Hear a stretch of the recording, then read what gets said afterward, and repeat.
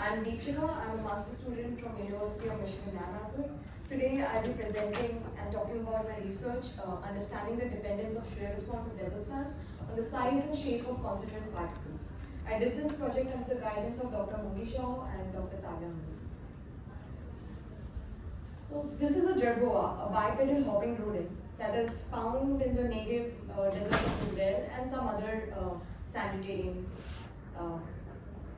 So through evolutions, jerboas have developed remarkable agility on this kind of sandy terrains, and this has piqued the interest of our collaborator, Dr. Talia Modi, to understand how jerboas are able to navigate on such loose sands. To understand this complex behavior of jerboa, we need to also learn about the mechanical properties of the granular material where the jerboas are present, and that is what I'll be discussing in this presentation. So, to start a study, we were able to gather small samples of Negev desert sand, but this was not enough for us to do large-scale locomotion experiment. Therefore, we needed an alternate simulant with similar deformation behavior for us to be able to conduct more qualitative analysis.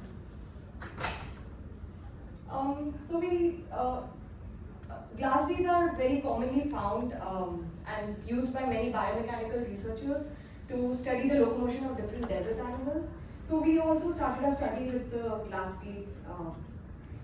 So here, to understand the qualitative behavior of the sand, we made this small experimental setup where we would drop the ball on the sandbox and check its impact on the sand and study how sand behaves when the ball is impacted.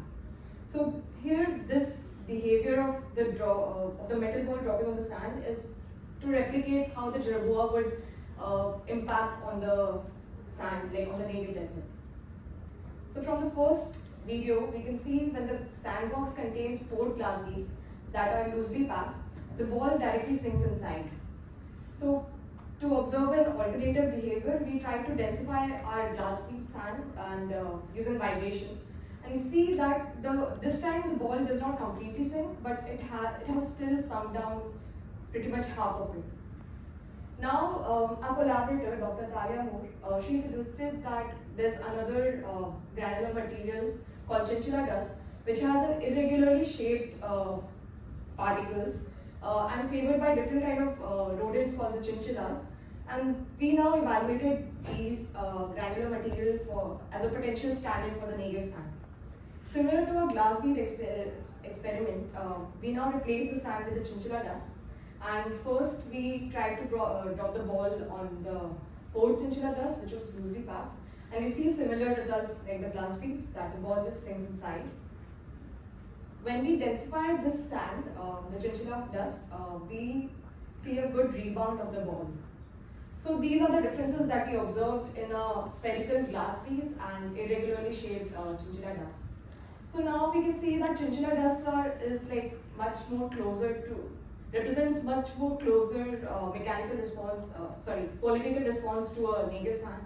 Now we need to study its microstructure and mechanical response to understand in detail if there are any similarities. So to study our microstructure, we did a combination of scanning electron microscopy and X-ray microcomputed tomography to understand its particle morphology and size distribution. As we can see on the pictures, that the Negev sand and chinchilla dust both contains flat chip-like particles, and they have good size distributions. Now we know that the microstructure the morphology of both sand samples are kind of similar. So we will now dig deep into the mechanical properties of both the samples. So we did another experiment using this machine called a ring shear tester to measure the shear stress of all sand samples. Here, let me explain how this machine works. So, on the pictures on the right, you can see these these are the images of the shear cell. So, in the cavity below, we can pour in a sand sample, and then a pressure is applied to the top plate, and the bottom part of the shear cell rotates in a constant shear velocity, which ultimately shears a particle, and the shear stress value is given out. So here in this plot, we have the shear stress versus time plot. So the shearing takes place in different stages. So the first stage, you can see, is the pre-shearing, which is done to consolidate our sand particles present in the shear cell.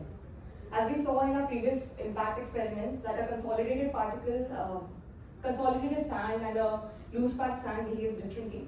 Therefore, it is necessary to pre-shear our sand sample. Then afterwards, we apply confining pressures at different increasing values, and we shear the particles at different pressures. Once the shearing is complete, we can now note the yield stresses at different confining pressures. And then using this yield stress value, we can plot another graph where we can see yield stress versus confining pressure plot. And we can clearly observe from this plot that the chinchilla dust and native sand shows similar shear response. So up till now, I discussed how experimentally and qualitatively we were able to find an alternative simulant to the Negev desert sand. But now we will look into the numerical model of our particles to understand how a spherical particle or a flat particle behaves differently in a shearing situation. So to do that, we used DEM simulations, that is discrete element method, and this was used with the Hertzbanding contact model to describe particle interactions. To model our particles most accurately, we measured different particle samples, and also I took microscopic images of all kinds of samples and saw the shape and size of each particles. Using this knowledge, we modeled our particles. So essentially, we ran two kinds of multiple simulations. Like one was to simulate the spherical particle response, another simulation was to simulate the flat particle response. So spherical particle represents the glass beads, and it was modeled keeping in mind the diameters of 60 microns to 80 microns. And the flat particles were modeled using multispheres, and it matched the morphology of a Negev sand.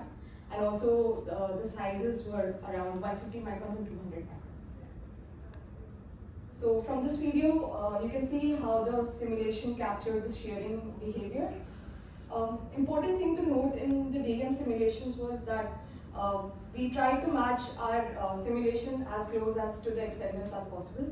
So for that, I kept the pressure and shear velocity and the height of the sample similar to the experiments, which made sure that the number of particle layers in the experiments and in our simulations are same.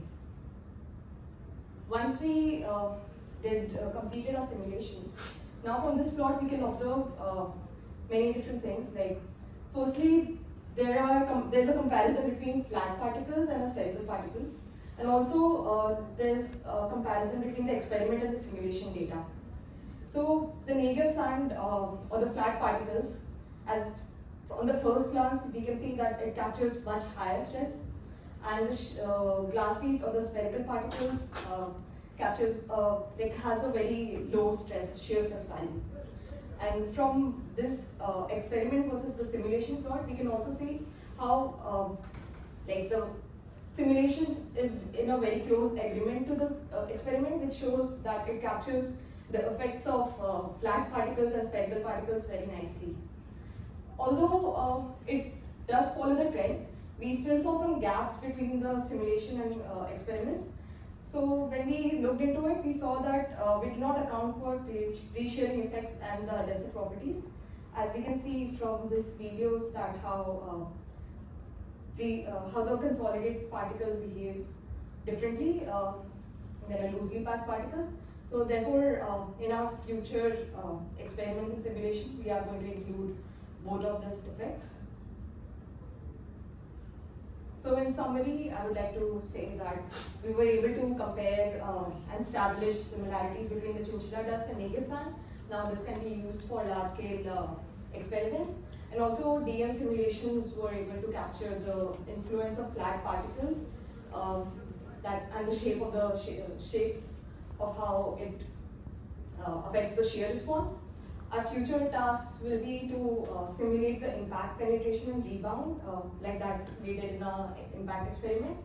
And also, at the later stage, we would like to simulate the Jervois teeth impact with the sand particles.